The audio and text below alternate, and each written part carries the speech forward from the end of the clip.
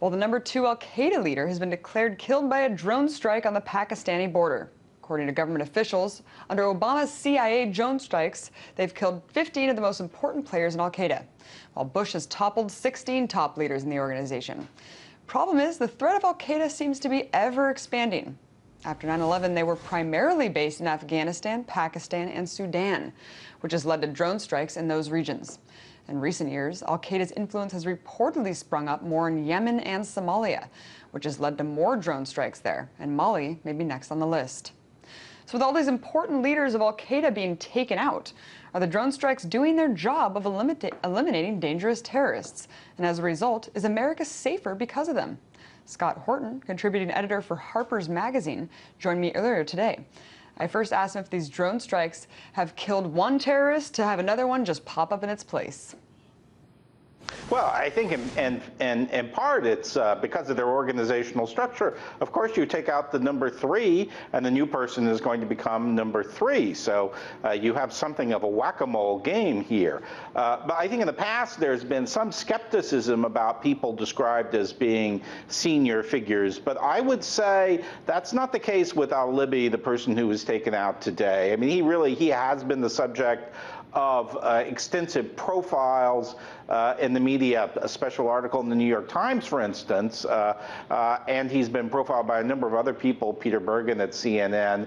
He's the real McCoy. He clearly is a senior leadership figure. And I think the essence of the Washington Post story is correct. That is, there's just no doubt that in the last 3 years, there has been a dramatic ramping up of the attack going after senior al-Qaeda leaders. And in fact, this organization has been reduced to a pale shadow of what it once was. Now, that raises the question that you also mentioned of al-Qaeda in the Arabian Peninsula, Somalia, and other places. And I'll just say that I and many other people who've studied them are much more skeptical about those organizations, their capacity for threat, and even their linkage to the original al-Qaeda organization. I mean, one phenomenon that's going on here is that we have an intelligence operation right now in which we have 10 American operatives or analysts for every one al-Qaeda member, at least, maybe more than that. And we've got a lot of people trying to preserve their jobs by establishing and taunting the risk threat here. And I think when we look at some of these threats coming out of Africa, that's definitely the case. So do you think that the threat is, I was just going to ask, do you think the threat's completely overblown at this point? I mean, the U.S. government makes al-Qaeda out to be this tentacle-like organization with sleeper cells all in America and spreading all across the Middle East. Would you say that that's completely overblown? I would say that you have to look at it on a case-by-case basis. So if we're looking at Yemen, yes, there definitely is something in Yemen. And let's not forget, Osama bin Laden himself was Yemeni. I mean, this, in a sense, was part of a core part of the organization. There, the allegations are more serious, but they're still probably overblown in terms of the threat risk. And a lot of people there who are identified as being part of the al-Qaeda threat, in fact, are just different tribal groups who are in opposition to the Saleh dictatorship in Yemen. But now let's contrast that with Mali. I mean, I've spent quite a bit of time studying and evaluating the situation in Mali, and my view is that claims of al-Qaeda involvement there are vastly overblown. We're looking at a Tuareg uprising that has some extremist Islamist elements. Well, there have been extremist Islamist elements there forever. There's nothing new about that, and nothing that presents a particular risk tied to al-Qaeda. Scott, you said yourself that some of these people aren't even affiliated with al-Qaeda. They might just be extremists in other organizations. And it seems like when the government touts, that someone's a member of al-Qaeda, it's really just, they're dead, and it's really, there's no due process for these people to see really if they were complicit in the crimes that we've set out when we assassinate them. I wanted to ask you, though, why do you think it is that al-Qaeda wasn't even referred to as an organization before 9/11? It was just a tactic. Well, I think before 9/11, we had a handful of people in the United States and the FBI and the CIA who were focused on al-Qaeda, who were tracking it, who were trying to deal with it and identified it as a serious threat.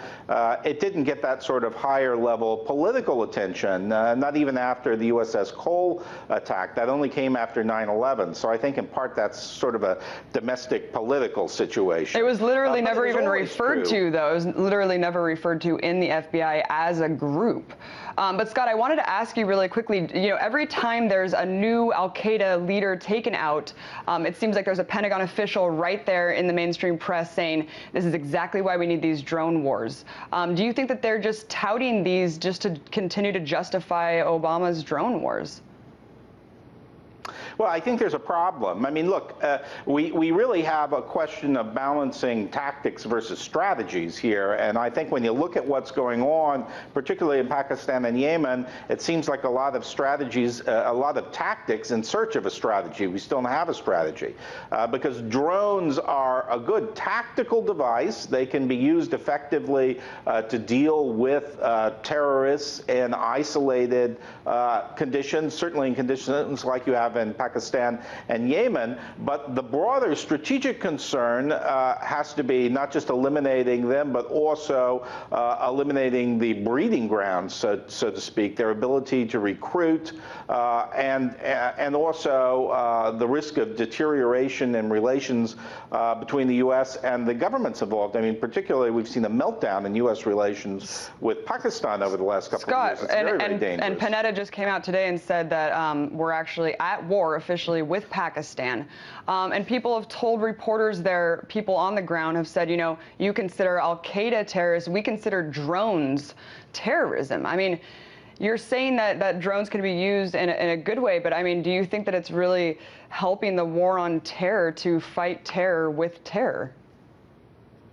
No, look, if the use of drones in the northwest frontier area of Pakistan results in open war with Pakistan, which is a nuclear power with the largest growing nuclear arsenal in the world, then the use of drones has not been successful, even if it's taking out al-Qaeda. It's produced a new and bigger problem. And that, I think, is what we need to focus on. This is, for instance, what Admiral Blair, former national security advisor in the White House, has been saying for some time. And Scott, what do you think the threat really is? I mean, in America, Americans are more likely to be killed by a lightning strike or accidentally suffocating in bed than actually die of a terrorist attack. I mean, do you think this is completely overblown?